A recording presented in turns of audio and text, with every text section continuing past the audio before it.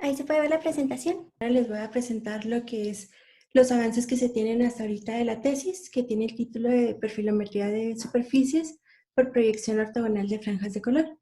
El director es el doctor Gerardo Trujillo y el codirector es el doctor Marcelino Anguiano. El contenido que se va a ver durante la presentación es el siguiente. Se va a dar una breve descripción de lo que es la técnica que se ha propuesto. Se va a mostrar el trabajo que se ha ido realizando en sus diferentes etapas, cómo han ido avanzando estas actividades, lo que es la planeación de productos, qué es lo que se ha hecho y qué es lo que nos falta. Se va a mostrar el trabajo a futuro, todavía lo que tenemos que realizar, nuestro calendario de actividades y algunas de las referencias. En cuanto a lo que es la descripción de la técnica que nosotros propusimos un sistema de reconstrucción tridimensional en el que el proyector y la cámara se encuentran en dirección ortogonal. Con esta configuración que nosotros escogimos, vimos que era posible proyectar un patrón de franjas en color, en el que cada color tuviera un valor de altura asociado. Así nosotros, identificando únicamente el color de cada píxel del patrón proyectado sobre el objeto, podíamos obtener la reconstrucción completa. En cuanto al trabajo que se ha realizado, se ha ido trabajando en diferentes etapas, iniciando con lo que fue el montaje experimental, donde se hicieron pruebas con diferentes montajes, ya fuera utilizar dos proyectores o utilizar lo que era la montura rotatoria para obtener la reconstrucción completa. Se trabajó en lo que fue la calibración de color, en tratar de ajustar lo que era el color que nosotros generamos, el que se proyecta y el que realmente capturamos, para tratar de que siempre se fueran lo más similares posibles y que con esto pudiéramos mejorar la identificación. En la etapa de identificación se trabajó en proponer un método de identificación de color en la cual nosotros pudiéramos utilizar el plano de matiz y que así pudiéramos clasificar cada color de cada píxel. En la fusión de lo que son mapas de alturas, nosotros obteníamos un mapa de alturas que contiene todos los valores que se obtuvieron de la superficie y como íbamos girando el objeto, era necesario que lo pudiéramos fusionar en un solo mapa que nos diera la reconstrucción. Se trabajó en lo que son las conversiones a unidades reales, tanto para lo que son los ejes X y Y para lo que es el valor de altura. Y se han realizado lo que son las pruebas finales para realizar lo que es la validación de los datos que nosotros logramos obtener. Viendo un poco ahí de lo que se ha realizado, el montaje experimental con el que decidimos trabajar fue en el cual utilizamos la montura rotatoria junto con lo que es su controlador. Esta montura nos permite girar el objeto para reducir las oclusiones que se presentaban. Y tenemos que la cámara y lo que es el proyector se encuentran en dirección ortogonal. Para lograr obtener la reconstrucción, lo que se hizo fue generar un patrón de 6 franjas de color, en donde se utilizan los colores rojo, verde, azul, el cian, magenta y el amarillo, ya que estos son los que son más fáciles de separar o de identificar cada uno de los colores que se detectan. Aquí nosotros lo que hicimos fue hacer un corrimiento de las franjas, irlas desplazando sobre el objeto, para que pudiéramos así nosotros tener más información de la superficie. Y después con la montura, como podíamos ver, se tenía lo que era la zona de oclusión, la zona donde no podíamos hacer la proyección y por lo tanto no teníamos información.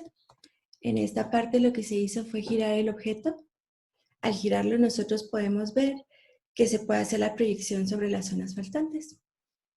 De esta forma nosotros el programa que se desarrolló en Lapio se puede seleccionar si se realiza ningún giro, 2 giros o 3, 4 y de forma predeterminada se tienen 6 giros. Entonces el objeto se colocaría en 6 posiciones distintas para que así pudiéramos obtener toda la reconstrucción. Algo de lo que se trabajó al inicio del semestre fue en medir lo que eran los ángulos de inclinación máximo y mínimo que podía tener un objeto y que podíamos seguir reconstruyendo. Entonces, en relación a lo que es el eje óptico de la cámara, nosotros colocamos un plano, una placa en la cual podíamos medir ese ángulo mínimo que necesitábamos para que se pudiera obtener lo que era el patrón proyectado y el ángulo máximo que podía tener. Y estos fueron los resultados que se habían encontrado. en el cual veíamos que si colocábamos esta placa en 5 grados, no se lograba observar lo que era el patrón proyectado. Al aumentar lo que era ese ángulo a 10 grados, si nos acercábamos allá a lo que es esa región donde se proyectó, veíamos que todavía no se lograban identificar todas las franjas que se estaban proyectando. Entonces se siguió aumentando lo que era ese ángulo mínimo. En 15 grados vimos que se empezaban a observar lo que eran las franjas, pero lo que era la franja de color magenta y una región de lo que era la franja en color rojo no se lograban observar. Entonces se aumentó todavía un poco más, hasta 20 grados, fue donde vimos que ya se podían observar todas las franjas de color. Y ya se podía obtener una aproximación a lo que era la superficie. Entonces vimos que para poder nosotros reconstruir en cuanto a lo que es ese ángulo mínimo con el eje óptico de la cámara, se necesita tener un ángulo mayor a 20 grados. Y el máximo, encontramos que en 80 grados todavía se alcanzaban a observar todas las franjas proyectadas. Se podía ver bien la reconstrucción. Y en 85 grados todavía se lograban observar las franjas y obtener la reconstrucción, pero vemos que aquí ya las franjas empiezan a ser más grandes, entonces ya no va a haber tanta información de las alturas del objeto. Entonces por eso fue que pusimos de que el ángulo mínimo y máximo se encuentran entre lo que son 20 y 85 grados. Si el ángulo es mayor a 85, pues ya no vamos a tener lo que es la información de las franjas proyectadas, y menor a 20 grados vimos que no se lograban observar. En cuanto a lo que fue la calibración de color, esta es la ecuación que se está utilizando para lo que es la calibración, en la cual consideramos lo que es el plano de matiz que se captura de las imágenes y se le agregan dos valores de corrección. Uno que está relacionado a lo que es la calibración de la cámara y otro está relacionado a lo que es la caracterización del proyector. Para estos se capturaron y se proyectaron lo que eran los colores de referencia rojo, verde y azul, y se ajustaron a lo que era el valor ideal. Entonces, esta corrección se agrega a cada píxel capturado y se obtiene ya lo que es la imagen calibrada. Estos serían los colores de referencia, el rojo, el verde y el azul. Abajo tenemos lo que es la imagen como se captura originalmente, después de lo que es el procesamiento y lo que es la imagen calibrada. A simple vista parece que son exactamente iguales, pero al momento de realizar lo que era la identificación y clasificación del color, esta calibración nos ayudaba a separar más algunos de los colores que teníamos, principalmente en lo que eran estas zonas de las orillas y en las uniones de lo que eran las diferentes franjas. Y si nosotros analizábamos lo que era cada uno de los canales de la imagen capturada y después de realizar la calibración, vimos que ya la imagen calibrada tenía una respuesta mucho más uniforme. En este caso el canal azul quedó con bastante ruido, pero en muchos otros casos vimos que el azul era el que quedaba con el mejor ajuste. Y también nos permitía reducir lo que eran las componentes que no deberían estar, en este caso en lo que era el color rojo. En cuanto a lo que es la identificación de color, decidimos trabajar con este mismo plano de matiz, en el cual nosotros vimos que si nosotros dividíamos lo que era este plano en 6 rangos iguales, podíamos asignar cada rango a una franja de color distinta. Al hacer lo que fue la identificación, vimos que estos 6 rangos realmente no nos ayudaban a clasificar el color de las imágenes que nosotros capturamos, por lo cual hicimos modificaciones en cuanto a estos valores y encontramos que fueron los rangos que nos ayudaban a tener una mejor detección del color, en el cual se ve que el amarillo, el cian y lo que es el magenta quedaron con rangos mucho más amplios, ya que son los más difíciles de identificar. Y el color azul, que es el que se tiene una mejor calibración y que se puede clasificar mejor, lo pudimos cerrar bastante para ampliar lo que eran los distintos rangos de los demás colores. En cuanto a lo que es la identificación de las franjas de color, observamos que todavía hay algo de problema, principalmente en la unión entre lo que son distintas franjas, donde vemos aquí que se forma una franja distinta. Entonces se forma aquí un color distinto que al momento de identificarlo no se va a clasificar correctamente.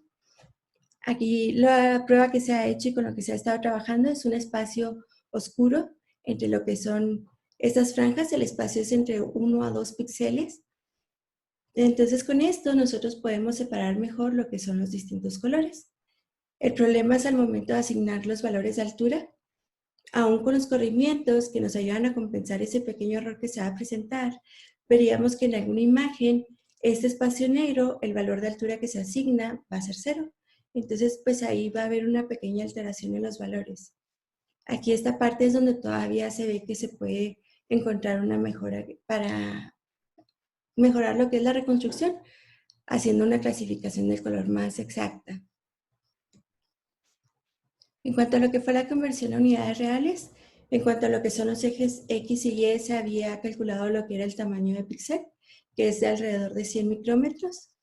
Esto se hizo con lo que es el tamaño de la imagen y lo que es el tamaño del campo de visión. Entonces fue un cálculo muy directo y con el cual ya podemos obtener los ejes de lo que es la reconstrucción, ejes X y Y, con unidad de milímetros. En cuanto a lo que eran los valores de altura, inicialmente se había asignado un valor fijo a cada color, en el cual nosotros habíamos colocado una pantalla a 42.5 centímetros del proyector, que es donde se encuentra centrada la cámara. Al medir nosotros en la pantalla, encontramos que cada franja tenía un tamaño de 2.6 milímetros y con cada corrimiento había un desplazamiento de 0.52 milímetros. Con esto nosotros hicimos una tabla en la cual sacamos los valores máximos que se podían tener en cada color y era el que se le asignaba inicialmente a toda la franja. Sin embargo, como nosotros sabemos, la proyección diverge y con eso vamos a ver que los valores o el tamaño de la franja no va a ser igual a lo largo de toda la proyección. Entonces se decidió trabajar con una pendiente de valores de altura en la cual nosotros consideramos lo que era este campo de visión y podemos ver que el tamaño se iba a alterar en esta región más cercana al proyector y la región que se encuentra más alejada. Entonces lo que se hizo fue colocar una pantalla para calcular esta pendiente de valores que podía tener lo que es la franja de color, ver qué tanto se iba a aumentar lo que era ese valor de altura. Y se colocó la pantalla en las dos distancias distintas, la más cercana al proyector dentro del campo de visión y la región más alejada. Con esto, en la reunión anterior se había mencionado cómo se había calculado lo que era la pendiente para la franja azul, en la cual se habían tomado lo que era la pendiente máxima de alturas que se podían asignar, en la cual se tenían los valores en diferentes puntos, y con estos habíamos calculado lo que era la pendiente para cada una de las franjas de color. Y habíamos utilizado lo que era una ecuación para una pendiente, para una ecuación lineal en la cual teníamos lo que era el valor de altura para cada píxel, dependiendo de la distancia a la que nos encontrábamos del proyector, lo que era la pendiente calculada para la franja, el píxel que estaba siendo analizado, y lo que era el valor donde inicia la proyección de la franja de color. Sin embargo, habíamos visto que el objeto, cuando se coloca, puede que se encuentre en una parte más abajo de lo que es este valor máximo. Entonces, una de las pruebas que se había mostrado era colocar lo que era esa pendiente desde el valor mínimo hasta el valor máximo. Una de las observaciones era de que pues realmente no era la pendiente en sí de lo que es la proyección. Entonces, para tratar de adaptar y mejorar lo que era esta asignación de valores de altura, se corrigió a asignar lo que era una pendiente de valores intermedios, que quedara un valor promedio para toda la proyección de lo que era esta franja de color. Así se midió lo que era el valor de altura en los dos puntos distintos, que sería la mitad de lo que se tenía inicialmente con el valor máximo, y con esto calculamos la nueva pendiente y dejamos así ya lo que era el cálculo de lo que es la ecuación lineal para los valores de altura que puede tener la franja azul a lo largo de toda la proyección. Esto se repitió para todas las franjas de color. Tenemos lo que son los valores de altura en los dos puntos distintos, más cercano al proyector y la región más alejada. Se calculó lo que fue la pendiente para cada una de las franjas. Y para comprobarlo se midió lo que era la altura H2 en lo que es el centro de la cámara, para comprobar que nos quedaba lo que habíamos medido inicialmente en esta distancia. Pero ahora pues es la mitad de los valores porque ya no estamos asignando el valor de altura máximo. recordando de que el valor de B, o lo que es el valor inicial de altura, este valor va a ir aumentando con cada uno de los corrimientos. En cada corrimiento encontramos que ese valor se incrementa a 0.2 milímetros. Entonces, con cada corrimiento este valor va a ir cambiando y el programa automáticamente hace los cálculos de los demás valores. Con esto, al asignar ya un valor de altura a cada píxel de la imagen, nosotros obtenemos lo que son los mapas de altura con cada corrimiento, en el que estos mapas de altura son realmente imágenes en escala de grises, en el que cada tono de gris o cada nivel de gris le corresponde un valor de altura distinto. Al tener diferentes corrimientos podemos obtener más información de la superficie para mejorar lo que eran regiones donde no podíamos identificar correctamente el color, que es principalmente en las regiones donde tenemos que nos estamos acercando a las zonas de oclusión por las sombras que se van formando. Así nosotros podemos obtener lo que es un mapa de alturas promediado, en el cual vemos que aún teníamos estas pequeñas zonas donde no se tuvo la identificación correcta, pero que al girar el objeto con la montura nosotros podíamos tener esta información que faltaba. Entonces, con cada giro del objeto se obtiene un mapa de altura promediado distinto, como se pueden observar aquí con cada giro de 60 grados que se hizo del objeto. Y se tiene que hacer la fusión de estos distintos mapas para tener ya un mapa final con el cual vamos a obtener la reconstrucción. En esta etapa de lo que fue la fusión de mapas de altura se probaron distintos algoritmos de fusión. Se probaron lo que era el del máximo simple, el mínimo simple, promediado y promediado con pesos. Con lo cual nosotros observamos que el del máximo simple es el que nos daba un mejor resultado, ya que nos asigna lo que es el valor más elevado entre dos mapas de altura, y con eso podíamos eliminar los huecos o las zonas donde no se identificó correctamente el color. Para hacer esta fusión nosotros desarrollamos lo que era un proceso o un método de fusión distinto a lo que habíamos encontrado, en el cual tomamos dos mapas de altura y se van fusionando de dos mapas en dos mapas. Primero se hace lo que son la suma de zonas distintas. Entonces se toman las zonas donde tenemos información distinta entre esos dos mapas y se elimina lo que es la zona donde se tenía información en común. Esa zona en común es donde se utiliza lo que es el método o lo que es el algoritmo de fusión del máximo simple. Entonces se enmascara el resto de lo que eran los dos mapas distintos y se fusiona utilizando lo que es el valor máximo, para por último utilizar lo que es la fusión de lo que es este mapa de zonas distintas y lo que era la zona de información en común, obteniendo ya un mapa fusionado de estos dos mapas iniciales.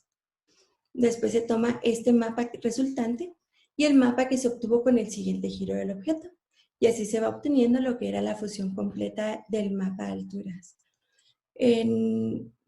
Para compararlo utilizamos también un método que se encontró, un algoritmo que se encontró en MATLAB, en el cual se utiliza la transformada discreta de Wavelet, y lo comparamos con el método que nosotros propusimos. En la transformada de Wavelet nosotros podemos ver aquí lo que son estas líneas que se forman, que son muy delgadas y que parecen no alterar tanto lo que es el resultado. Al momento de reconstruirlos, eso generaba bastante ruido. Y con nuestro método pudimos ver que se eliminaban al estar fusionando únicamente lo que son las zonas donde se tenía información en común, y al haberlas enmascarado, estas líneas se lograban eliminar. Al reconstruirlo fue lo que observamos. Con nuestro método podíamos ver una reconstrucción más uniforme, y con la transformada de Wavelet podíamos ver todos estos picos o lo que es el ruido en la reconstrucción, que pues alteraba bastante el resultado. Entonces pudimos comprobar que nuestro método nos estaba fusionando adecuadamente lo que era la información de los distintos mapas que se obtuvieron. También se ha trabajado en parte en lo que es la interpolación, en llenar lo que son los espacios donde todavía se tiene una pequeña oclusión, donde se consideran los píxeles vecinos, y se generó un código en MATLAB en el cual nosotros podemos implementar diferentes métodos de interpolación, ya sea lo que es un filtro de promediado o lo que es la interpolación lineal o spray. Los resultados, como los hemos estado mostrando, son sin utilizar lo que es la interpolación para ver cómo era el resultado que nos entrega realmente la técnica de lo que es la identificación de color, sin realizar ningún filtrado de lo que es el resultado final. Pero con estos filtros podríamos ver que se puede suavizar todavía más lo que es la reconstrucción que se obtiene. En cuanto a las pruebas que se había mostrado lo que era una esfera unicel, en donde ya podíamos tener lo que era la reconstrucción completa, utilizando lo que era el llenado de la zona que quedaba ocluida, que es el centro de la esfera, en la cual nosotros utilizamos nada más lo que eran los valores de altura de los píxeles vecinos. Teníamos también de una máscara cerámica, en la cual podíamos ver cómo se tienen ciertos relieves y se tienen cambios de altura muy pronunciados. No se podía obtener toda la información, pero podíamos observar todos los cambios de altura que había a lo largo de la superficie. Y en zonas, en otra máscara cerámica, encontramos que en esta pieza, esta región que tenemos es muy plana, entonces no se está dentro de lo que es ese ángulo máximo que se puede, en el cual nosotros podemos proyectar las franjas. Por lo tanto, no podíamos obtener información de una gran parte del objeto. Pero aún así podíamos ver cómo cambiaba lo que era la altura en esta región de lo que eran las orejas, en esta parte inferior del objeto y a lo largo de la superficie. Se realizaron pruebas implementando también lo que era la textura, en la cual aquí se puede apreciar lo que es ya el objeto reconstruido, implementando una imagen de la textura real que tiene. Entonces podemos ver, apreciar mejor en sí cómo está la reconstrucción de la superficie. Podemos ver ya la reconstrucción completa. En el caso de objetos más complejos, podíamos ver cómo en este caso la nariz no se lograba tener la reconstrucción porque está dentro de la zona de oclusión, o la zona donde se tienen los relieves o los detalles, no podemos tener la información adecuada del objeto. Pero podemos ver cómo va cambiando la altura a lo largo de la superficie. Esto mismo se hizo para diferentes objetos, donde se tienen las reconstrucciones. En este caso, los dos objetos tienen regiones más planas, entonces las reconstrucciones no son tan cercanas a lo que es el objeto real. Al girarlo ahí nosotros podemos ver cómo toda esta parte no se encuentra la información de altura, entonces no se tiene una buena reconstrucción. Pero en los demás pudimos ver cómo ya teníamos resultados adecuados a lo que era la superficie. En cuanto a lo que se realizó de pruebas finales, lo que utilizamos fue un objeto de referencia. Este objeto fue un objeto que había sido diseñado durante la maestría, en el cual tenemos lo que son las medidas que tenemos del objeto cuando se diseñó y se llevó a la impresora tridimensional, que sería esta pendiente que tenemos aquí, con la cual nosotros podemos comparar los valores reales con lo que es el valor que nosotros medimos.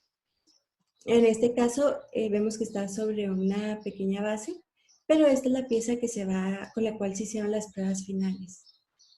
Para realizar lo que es la validación, establecimos un proceso de medición que está dividido en estos pasos, en el cual fue abrir lo que era el software de reconstrucción, conectar la cámara, encender el proyector, ejecutar el software. En este caso, como no se tiene que girar el objeto y la pieza es muy sencilla, la región es muy pequeña que se va a reconstruir, vimos que el software logra hacer la reconstrucción en 20 segundos, desde lo que es la proyección de las franjas, lo que es el corrimiento, la captura, el procesamiento de las imágenes, obtener valores de altura y entregarnos lo que es en sí la reconstrucción.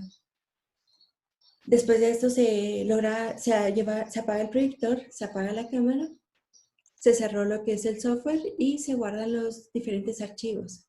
El programa entrega diferentes archivos que se pueden guardar, lo que son las imágenes capturadas, las imágenes procesadas, lo que son los mapas de altura y lo que sería un archivo de Excel donde se tienen todos los valores de altura del objeto, que sería en sí lo que es el mapa de altura.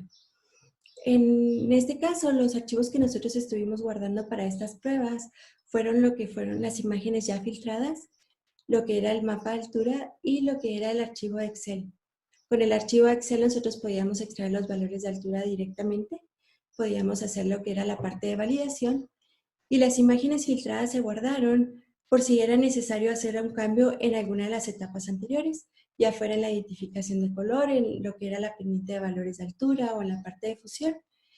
Nosotros ya no tendríamos que capturar nuevamente las imágenes, que en este caso fueron 35 muestras, sino que podríamos utilizar esas mismas imágenes filtradas, hacer lo que es la siguiente parte de asignar valores, identificar el color, asignar valores de altura, obtener un nuevo mapa y realizar de nuevo la reconstrucción, sin tener que volver a capturar 35 veces estas muestras. Todo esto, en cuanto a las pruebas, se lograron hacer el último día que estuvimos ahí presenciales en lo que fue laboratorio.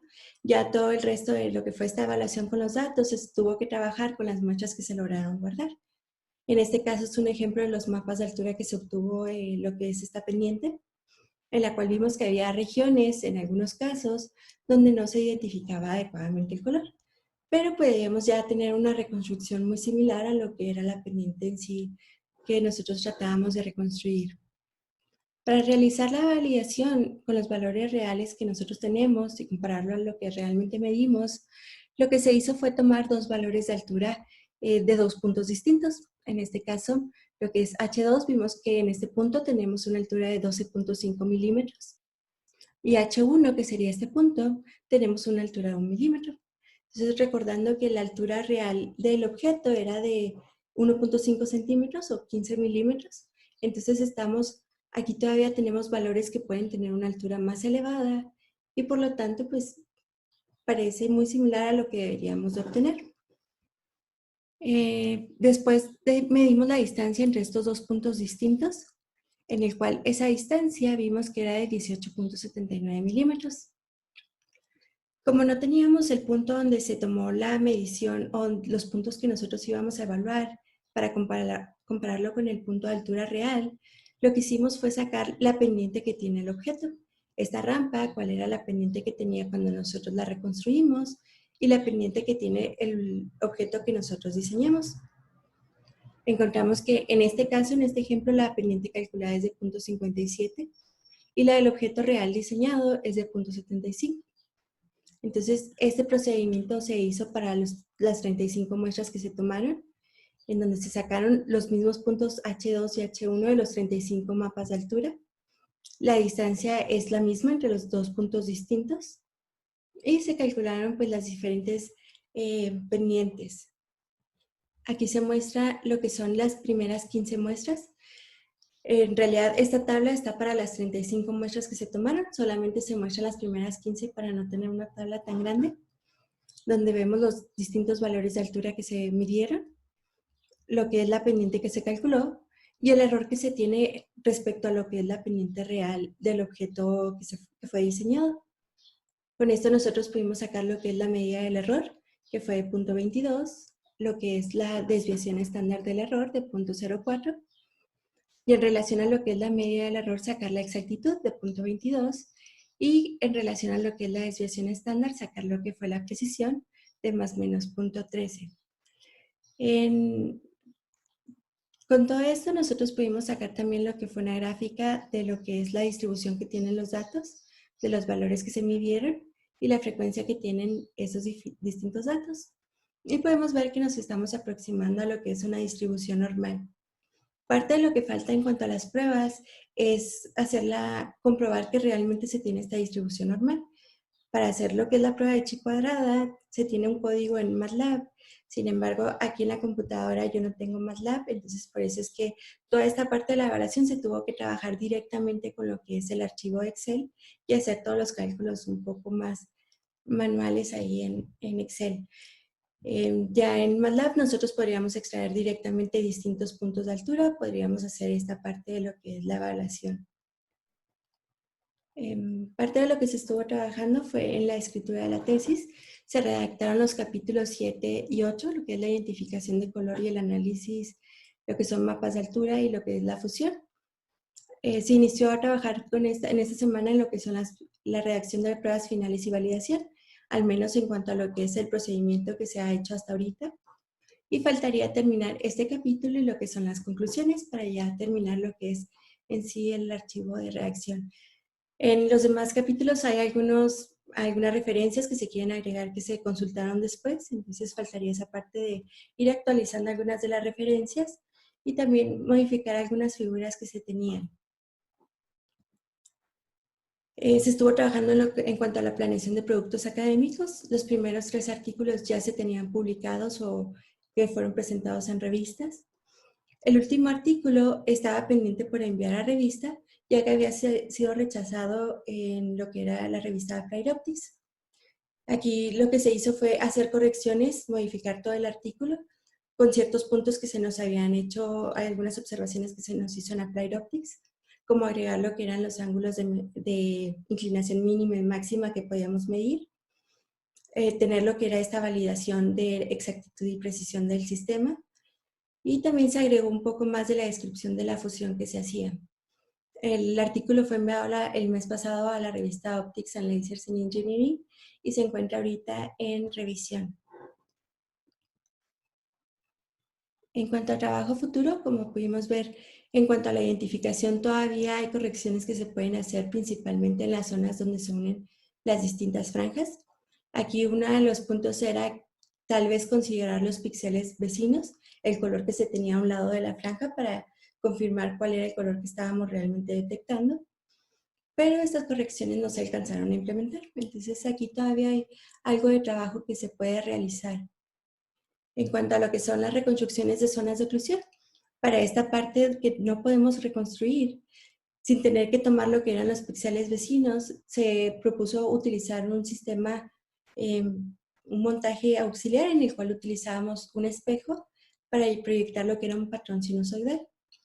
En este caso se hicieron algunas pruebas al inicio del semestre modificando lo que era cambiar la frecuencia y cambiar lo que era el valor de gamma para el patrón sinusoidal y probar lo que era corrimiento de fase y la transformada de Fourier, pero no podíamos extraer aún así lo que era la fase correcta de esta sección. Entonces por eso es que ya nos agregaron esos resultados, pero sería parte que todavía se puede trabajar para tratar de obtener los datos reales de esta sección que falta. Y en cuanto a la validación de los datos, sería trabajar en los programas que se tienen de MATLAB, poder obtener ya todas las gráficas en cuanto a lo que es el error, lo que es la distribución normal y hacer lo que es la validación en sí. También se podría probar distintas formas en cuanto a cómo podemos validar los datos. En este caso, como se extrajeron de forma manual, solamente se tomaron 2 puntos, pero ya haciéndolos en el programa podríamos nosotros extraer a la mejor mayor información en sí de lo que es la reconstrucción. En cuanto al calendario de actividades, el calendario se tenía programado hasta lo que era el mes de agosto. Extendimos 2 meses para poder hacer esas pruebas en las cuales vamos atrasados. Aquí las 3 actividades que se encuentran atrasadas por la falta de acceso al laboratorio son lo que es la identificación de color, mejorar esa parte en cuanto a lo que es el análisis de la imagen y en cuanto a lo que son pruebas finales y pruebas preliminares, en cuanto a lo que es utilizar el montaje auxiliar para lo que son las zonas de oclusión y realizar la validación de los datos. Y por eso fue que se alargó un poco lo que es el calendario y se muestran estas actividades donde no se ha podido realizar lo que es el avance. Estas son algunas de las referencias que se han utilizado y eso sería todo.